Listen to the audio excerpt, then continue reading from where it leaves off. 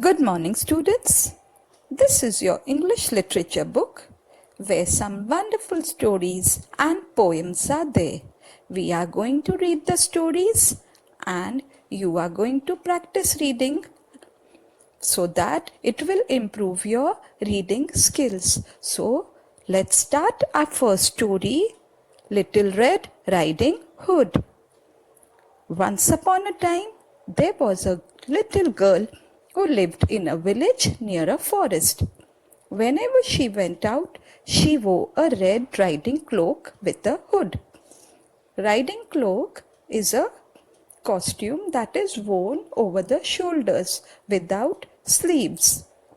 And a meaning of hood is a covering for the head and neck, which you can see in the picture. The girl is wearing a red cloak with a hood. Everyone in the village called her Little Red Riding Hood. Now, while she was going, she saw some pretty flowers. One morning, she told her mother, "Mother, can I visit Granny tomorrow?"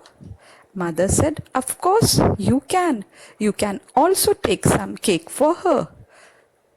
"Thank you, Mother." Mother also instructed Red Riding Hood, "You must be very careful as you walk through the forest." You all know, children, there are wild animals in the forest. So, mother warned the little girl that you must be careful. Do not stop to pluck flowers and do not talk to strangers. Strangers are people whom we don't know. Red Riding Hood said, "I won't, mother." Now, as she was leaving, mother gave her some fruits and cake for Granny. Mother said, "Here are some fruits and cake for Granny." "Thank you, Mother. Bye." As Little Red Riding Hood walked through the forest, she saw some lovely flowers growing around. She forgot what her mother had said and she started plucking the flowers. A wolf saw Red Riding Hood as she was picking the flowers. Now this wolf thought of a plan. She stopped over there and the wolf said, "Where are you going, little girl?"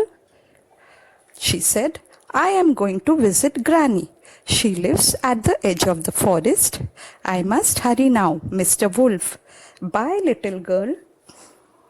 The wolf ran through the forest and reached Granny's house before Red Riding Hood.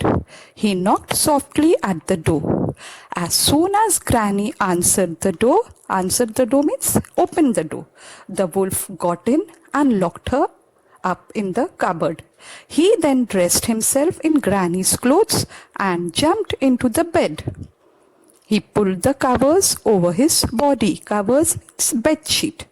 A few minutes later, Little Red Riding Hood arrived. "Who is there?" Now, who is telling this? The wolf from inside. He is asking, "Who is there?" "It's me, Granny, Red Riding Hood." "Come in, dear." "Oh, Granny, you look so different. What big eyes you have." "All the better to see you," the wolf is saying. "What big ears you have. All the better to hear you." "Granny, what big claws you have. All the better to catch you." And the wolf was just about to catch her. A woodcutter was passing by. He heard Red Riding Hood's screams and ran in. "That little girl looks scared. I must help her." The woodcutter grabbed the wolf and dragged him out of the house. "Now I have caught you, you big bad wolf.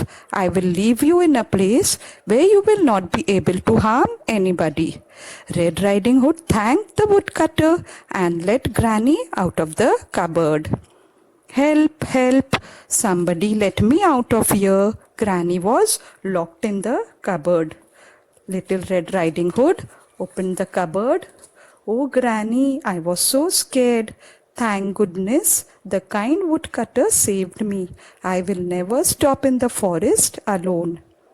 There, my child, you have learnt an important lesson.